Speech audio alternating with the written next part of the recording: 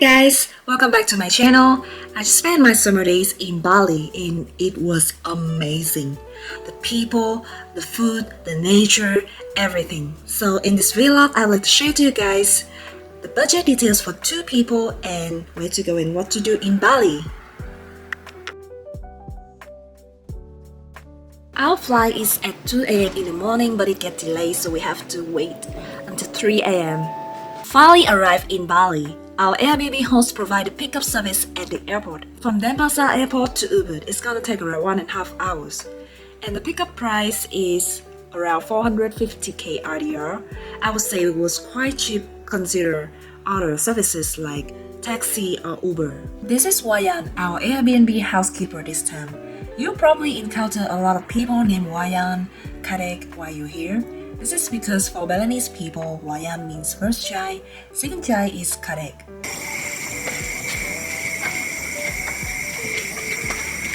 So we have a swimming pool here, and then we have a private kitchen, and then a space for us to eat, apparently. So basically everything we need and we don't need are here. Because we don't cook. right, yes. We probably not gonna cook, and then we have a bedroom inside. Fascinating part is when you just wake up and you can just open this. I mean, it's not open now, but you can imagine opening this and you have a whole swimming pool in front of you. Okay. And then when you go inside a little bit more, inside the bedroom, we have a wardrobe to put the stuff, and yeah, and then bathroom, toilet, and then shower, and it leads directly to the swimming pool. So after you swim in the swimming pool, you can come here. Currency exchange tips. If you wanna change your money, don't change it on the weekends because the bank closes and the rates are normally lower. Instead, change it from 11 a.m. till 3 p.m. Guarantee you guys that's the best day of the day. If possible, use the money changer authorized by Bank of Indonesia only. If your hotel is far from the money exchange places, you can make free delivery order as the following banner. Since we arrived late, all the restaurants are already closed. But don't you worry, my late night travelers. There are Circle K shops open 24/7 in Bali. Indomie is our go-to for late night snack and some yogurt drinks to wash it down. Good morning! We just wake up and here's the view of the villa in the morning. I'm really tempting to jump right in, but we have a tight schedule ahead, so let's get ready. Our first stop is Fusion Cafe, the nearest restaurant from our villa. This restaurant is a perfect fusion of Italian and Indonesian cuisine. We ordered nasi goreng, pizza, fresh papaya shakes as well. We rented a scooter from our Airbnb to go around Ubud for a whole day. Pro tip: before buying anything from the market or renting any services like scooter, you should try bargaining because you can have much better deal. For example, we did bargain our scooter rental fee from 120k till 90k, which is so much better. Next, we're heading to Taman Sari waterfall. The entrance is signposted, so you see a series of stairs leading into the jungle. After 5 minutes down the trail, you see the waterfall. This waterfall is not that deep, so you can definitely swim here. There's a path leading slightly uphill on the left. This takes you to the top of the falls and a small swimming hole. It's really slippery here, so definitely watch your step. Other than that, let's enjoy this beautiful waterfall. I almost forgot to mention, there are lockers and changing room with a fee, so no worries. Just bring your swimsuits and dive in. One of the busiest water temples in Indonesia, Tita Ampo, is a temple considered sacred by Balinese Hindu community. You need to wear sarong, which is a traditional skirt you tie around your waist to enter most temples in Bali. In this case, the sarong is already included in the ticket price for the temple. Tita Ampo is dedicated to Vishnu, the Hindu god of water. In the Balinese language, Tita Ampo loosely translated to water gushing from the earth. The main tourist attraction at the temple is the holy spring water, where people, both locals and foreigners, do purification bathing rituals. Tita Ampo is one of the busiest temples in Bali, so the best time to visit is early in the morning before the bus tours and crowds arrive. Speaking of Bali traditional dance, you may have heard about Legong dance or Kekak dance. Both are actually dynamic forms of art with strong connection to religion. But if you opt for a more spicier one, I would suggest going for Kekak dance. We are going to see this Kekak dance, which has the fire dance. And right now we're holding with this, the car in front of us. They will take us there. Yeah, they will take us there. And we met the Asian on the street because we was looking for a parking lot inside for the Lego dance at the Ubud Palace. But then, yeah, they sold the tickets to us to this dance. And yeah, we're following this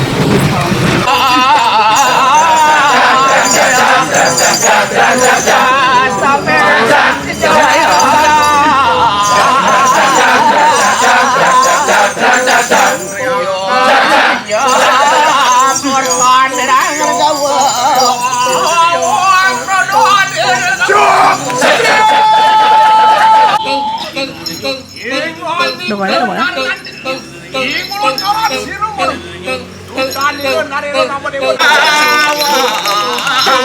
đúng là chiến tranh có lửa được anh ơi.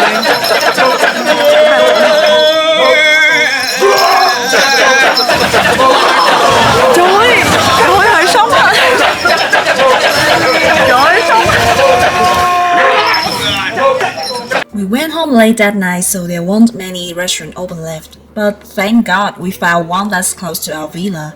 We ordered nasi goreng for 50k, soto ayam, which is Indonesian chicken soup, for 55k, and they were really flavorful. And the staff were very friendly as well. Good morning. So today we're going to Nusa Penida Island for a whole day, and then we'll have to take a boat to the island for what's that called? Kellington Beach, Broken Beach, and just Billabong. To reach Nusa Penida from Ubud, you can take a ferry from Senil Beach or Padang Bai Harbor. The ferry ride takes around 30 minutes to an hour, depending on the port you choose. It took us around 1 hour to the Nusa Penida Island. We booked a private day trip tour for 17 USD per person. I know it's so expensive, but hey, we're on vacation. So we had a tour guide picking us up once we arrived at the island. Prepare to have your breath taken away as we arrive at Kellington Beach, often referred as the jewel of Nusa Penida. The iconic T-Rex-shaped cliff standing proudly against the backdrop of the sea offers a panoramic vista that will forever be etched into your memory. The road in the island is really bumpy and dangerous, so it is highly recommended to hire a driver. Up next, we are heading to Angel's Billabong and Broken Beach, which are the two of the most popular tourist spots in Nusa Penida. Angel's Billabong is a natural infinity pool that offers stunning views of the ocean. Immerse yourself in the inviting waters of the natural pool, a haven of serenity where time seems to stand still. Broken Beach is a beach that was formed by the erosion of limestone cliffs, 100% sculpted by nature's hand.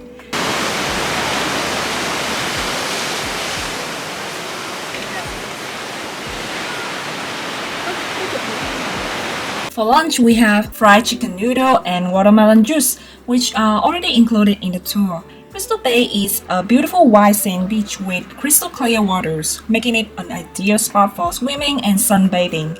Since it's an open space, we decided to fly test our drone. After that, we went straight into the water. Just don't mind my cheerleader swimsuit, guys. Crystal Bay stands out as one of the top snorkeling destinations in Nusa Penida. Here, you are likely to spot turtles as well as a diverse range of fish and colorful coral. In a nutshell, Nusa Penida is such an enchanting experience to me, and I would love to revisit this place again in the near future. Before we even knew, it's already time to get back to Ubud. As soon as we got back to Ubud, our tour guide Didi took us to a coffee and tea tasting place. This place had a wide variety of coffee, but Luwak coffee, which is civet coffee, is the most popular one. One fact is that you better buy the Luwak coffee here because it's manufactured in Bali. So if you buy it outside Bali, it's gonna be much expensive. Didi also took us to this fancy restaurant called Iga Warung. We had pork rib, crispy duck. These two are as big as my hand. We also have avocado juice, and the total bill is 400k which I think is amazing considering the quality. This restaurant is the best of the best since I've been here to Bali, so highly recommend you guys to try the food here. It's already our 4th day at Bali, and our schedule is to Kasabong Waterfall and Lempuyang Temple. We booked a private car of 850k for 8 hours, but we extended it into 12 hours with only extra 50k. Shout out to our driver Wayan, you're so kind. Kasabong is a unique waterfall tucked beneath Tempelgus jungle caves. You go down a steep concrete stairway at first, then the path levels out for a while as you walk alongside the stream, and then you go down another steep staircase to the riverbed. The last few stairs are uneven and ridiculously big. I would say they are 2 or about 3 times as big as normal stairs. The rocks can be slippery, so wear good shoes and avoid the monsoon season when the water levels get high. While the waters at the base of the falls are too shallow to swim in, you can stand under the fine mist as rays of light shine down from a cave opening above. This popular photo spot can get quite busy, so visit in the early morning for fewer crowds, though you want to catch immediate sun for the best light. Lunchtime, we have ordered beef stew, grilled seafood skewer, lemon juice, mango juice, and the total bill is 400k. The food here in Bukit Ganga, I will be honest, not the best one I have had in Bali, but the plus point is that this restaurant is right beside the Tita Ganga Temple. Located in East Bali, Tita Ganga Water Palace is a former royal palace turned into a stunning open water garden sanctuary. This water palace literally translates to sacred water of the Ganges, Hinduism's holy river. The first thing you'll see on the right side is a water basin surrounded by stone statues. These symbolize Indian epics. The visitor can cross the pools via stone slabs that float on the water. The bathing pools are separated by fences from the landscape ponds of the water palace.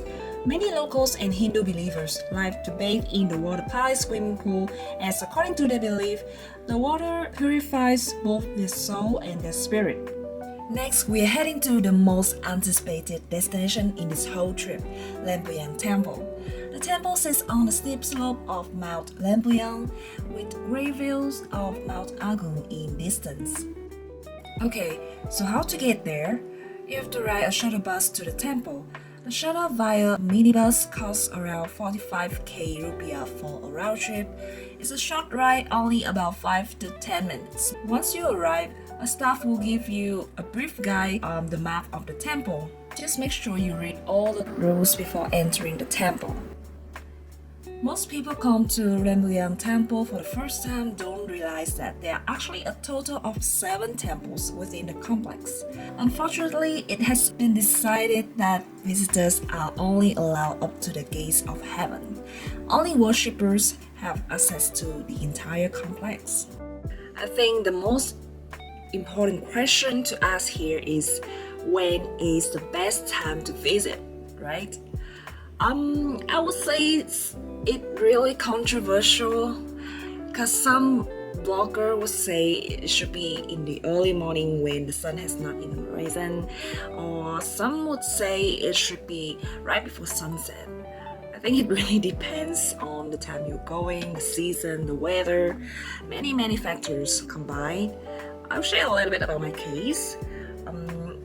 At first, we didn't decide to wait like forever until our turn for the pictures, but the time we arrived, the number was already 330 something, and our number is 400, so we decided to wait a little bit, I think for around 1 hour, and it was our turn. In that 1 hour, we just wander around the temple, take photos, and yeah, it basically killed that 1 hour. My recommendation is while you're waiting, you can take photos, take as many photos you like, and think of the pose you would like to do because you can only do 3 poses as I recall. Or you can also see other people do it and copycat them. Yeah. Time truly flies. It has already been our last day here in Bali. Since we hustled our ass in the first 4 days, we decided to just chill out today. We made some omelette with Indomie for brunch. Nhìn nó đẹp mà áo cũng chill ghê. Nhìn như đây vào kênh trần.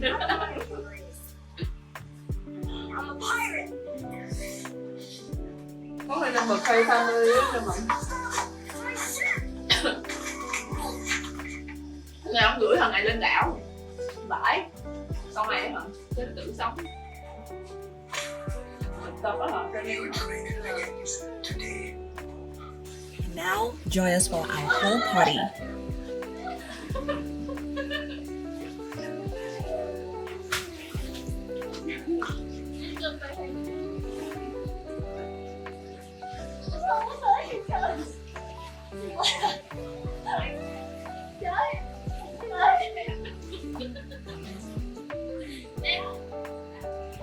Đi cô bơi đi.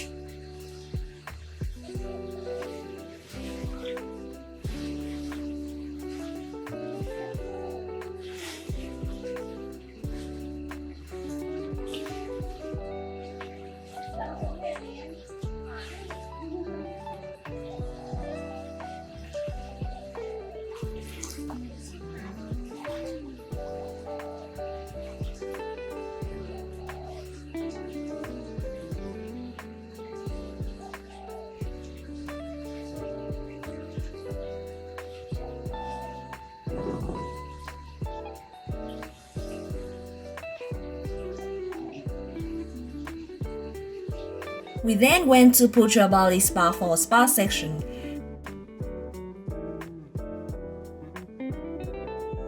This place offers a wide variety of options from a full body massage to body treatment. Honestly, we got lost here. We had a 19-minute aromatherapy massage for 310k. As you can see, both indoor and outdoor spa is beyond beautiful. The expensive layout, beautiful and friendly staff, an abundance of services, and the calming feeling of serenity is exceptional here. If you are in the area, I highly recommend to go here and make sure to book in advance. After the massage, they will give you some herbal tea and fruits. For lunch, we went to Noti Nuris. According to our local driver, this is the best BBQ in the area, so we got to try it out. I swear to you guys, this is the best pork ribs I have had my entire life. It was so juicy, so smoky, and downright delicious. Ubud Market is where you can buy souvenirs. Just remember to always bargain. Our last meal in Indonesia. We have to rush because our flight is at 7 a.m. in the morning, so we have to start leaving the hotel from 3:30 a.m. Yep, that's what she got for flying trip. We are now at Denpasar Airport. It's 5 a.m. in the morning, but there are still many restaurants, bar, duty-free shops open, so don't worry if you fly early in the morning. Thank you so much for joining me in this amazing journey. Until next time.